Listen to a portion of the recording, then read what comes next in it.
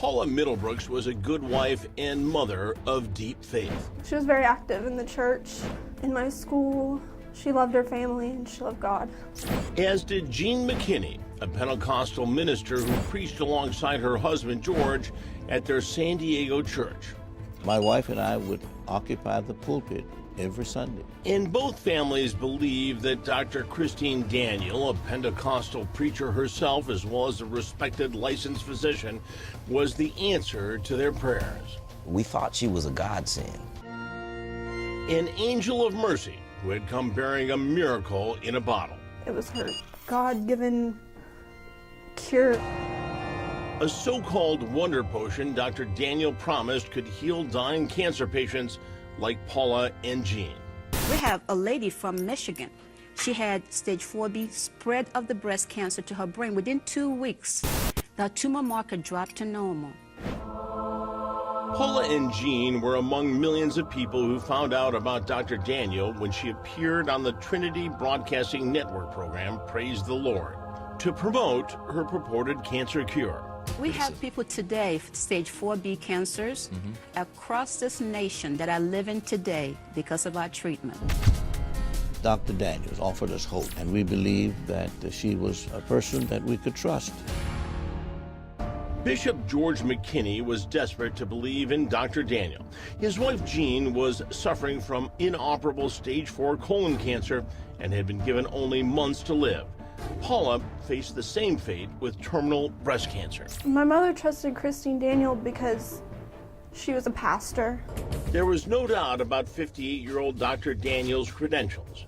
A graduate of Temple University Medical School, a licensed physician with a practice affiliated with a major Los Angeles hospital, and an ordained Pentecostal pastor. She just looked picture perfect. She looked like the kind of people that we needed in our lives at the time when my mother was suffering with cancer. Jean and George's sons, Glenn and George Jr., traveled from San Diego to meet with Dr. Daniel at the Pentecostal church where she preached in Los Angeles. She gave us a list of patients that she wanted us to speak with, and they all gave stellar reviews of her care and her professionalism. So we had nothing to doubt. We believed that this was it. Paula and her family were equally excited. Christine Daniel promised my mom that she would be able to carry my brother around Disney out in California. There was just one catch. A miraculous medicine that promised to cure terminal cancer didn't come cheap. The cost of the treatment would be between the amount of $2,000 to $5,000 a week, depending upon the severity of the cancer. She recommended that we take the most potent dosage that was available at $5,000 a week. The high cost sure didn't come from the packaging. A plastic soda bottle with a handwritten label that looked like something you might find on a shelf in a garden shed. I questioned her time and time again. Why is it so expensive? But she talked about the jungles of Brazil and India and going to Africa and getting hard to find herbs. We have a collection of herbs from around the world, the best there is from every nation. Blessed by men and women of God. We'll cover it with prayer. We have 24-hour people that are praying. Pastors come to the clinic and lay hands on the people, anoint them with oil and pray.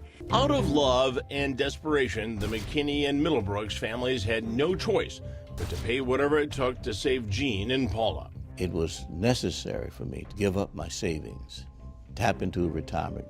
Just as hard to swallow as the expense of the treatment was the potion itself. I actually recall sitting in Christine's office and my mom getting it, and it was just kind of like this brown sludge. I tried it myself one time and it was terrible. But it actually appeared to be working. Christine threw my mom a party and told her that she was better. She even showed her x-rays of a healthy body, and she sent my mom home cancer-free.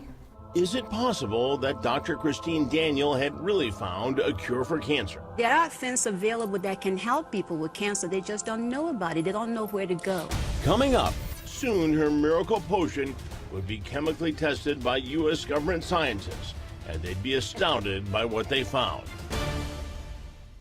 She didn't think there would be any way possible that a woman of faith, a medical doctor, could lie about such a thing.